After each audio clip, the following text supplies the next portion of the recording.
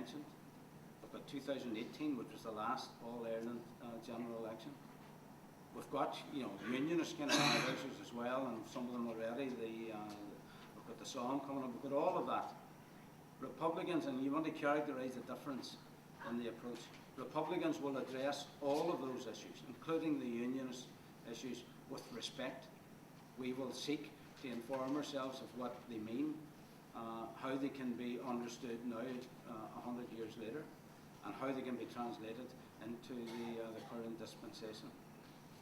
I mean, what we will ask is that they treat our kind of celebrations and our anniversaries with the same respect. And this is where the whole kind of debate about the island of equals that we are talking about. We are manifesting it now, even though we're not living in that united Ireland. That's the journey that we're on. So the changes that have been made to the structures of the party, and we have activists in this room. I mean, I recognise quite a lot of people in terms of their years of activism. And people have understood membership of Sinn Féin, particularly in recent years, in that context. But the party, in its wisdom, and I think it is considerably wise in what it has done, it has redefined how you can plug into the struggle. And activism doesn't mean 8 days a week. It doesn't mean working 24-hour days anymore, although it does for some, but it doesn't for everybody. And you see, if your availability is 1 hour a week, it's going to be grabbed and welcomed, and it will contribute towards completing this historic journey. So, we all know, there's, 25,000 people in County Donegal voted for Pearse and Padraig. 25,000 people, they're given votes. They're committed to us already. Now, if we were to address that in a systematic way, we can build structures in every parish, and you need to just kind of put that, it should be written across the top of the page whenever you're planning your restructuring of the party. 25,000 members, supporters of the party in this county. We've 15,000 in Derry we're working on, so we're trying to catch up with you. I think that all of that is, tells you that we can do it. We can take Obama's kind of phrase, yes we can, because you've demonstrated in this county more than I think anywhere else on the island of Ireland. The national draw tickets, I think you should let yourselves down if you don't mind me as a friend and a visitor saying it, because you can do a whole lot better than that, and there's still time to match what you did last year, and that is a minimum in my view.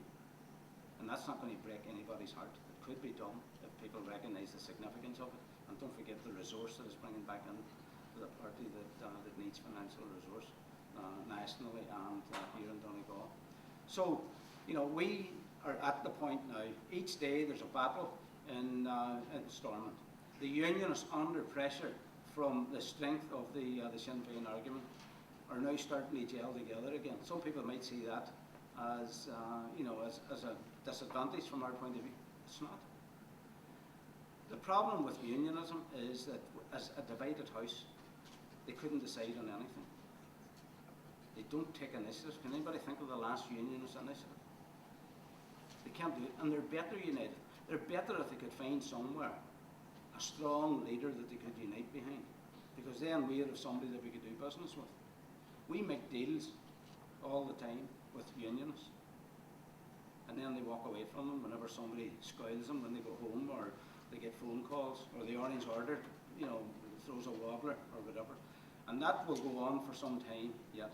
But the process of pressurising them is actually having the effect of them aligning. Now, at the present time, that gives them, because they've got more numbers up at Stormont, they just use their votes. They've got 56 votes out of 108, unbuilt majority. So if they lose an argument, they just they go for majority rule, and they're well practiced at it. They've been at it for nearly 100 years. We have to get stronger. When we signed the Good Friday Agreement, the Unionist Party was the biggest Unionist party, the SDLP was the biggest Nationalist party. What was our response? We have to get stronger. Remember the boy said in the film Jaws, we need a bigger boat. It was just we need to go out and get more votes. And then we organised ourselves to do it. So we are driving the agenda, you are driving the agenda. And you can continue to do that. Each of you know people who voted for the party, or you know people who are very strongly supportive of the party and prepared to help, and maybe delighted that they get the chance if somebody goes along and asks them. So take it on. you know, and keep it up. You know, it's a matter of just kind of giving people the respect, first of all, of asking for more than just their vote. But, you know, just when you break it down into the whatever units you want to use, parish or you know, electoral areas or registers, reach into the community that's already supporting you and prepare to respond to leadership, and you know, it'll pay dividends. Down here in this state, and who could have guessed it? You know, I talked about, you know, the period 2006. We didn't have any elected representatives anywhere. But we have a powerful team now. And, you know, 2 stars in terms of the representatives from this county. 2 people who are just recognised nationally as leaders of republicanism, articulate, smart, politically savvy, confident, and, you know, keep their humanity, they kind of keep their sense of humour, but, you know, very, very determined and very, very capable political representatives. We have, you know, enormously strengthened our local government team in this county and elsewhere. And the other parties are responding to that agenda. So it's not aspirational any longer for us. And in my view, we don't even need to be in government to achieve our national goals. We just need to be strong enough to influence or determine the agenda. And if you're as effective with 14 in opposition, you know, if we really double that, you know, you could nearly kind of set the programme for government. You certainly could address the issue of when we're going to have the border poll. At the minute, you know, we have a job of work to convince the British government, and I suspect when it comes to it that we might have a bigger job convincing the Dublin government. And I think in that context, we probably need just to go on building political strength until it becomes unstoppable, until it becomes undeniable, and these people do what they should have done long ago, should do what their rhetoric says they intend to do, only we make them do it and stick to their word, because we make them accountable to us as a growing political force in this country, north and south. So that's the journey, folks.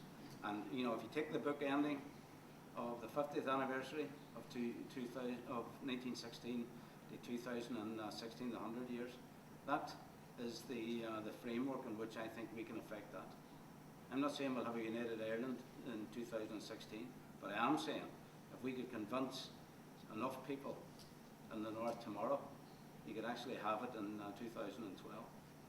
I know that that'll not be done in 2012, but I haven't given up in 2013. So, you know, let's just get together and let's do it. And the key is not in the north, the key is in the south, in the southern state, and an Irish government that is responding to an agenda that's manifested by the mandate and the growing mandate that Sinn Féin can get. And that's how we will, you know, not only accept the responsibility that the IRA passed on to us, but we actually deliver it. Gura míle magat.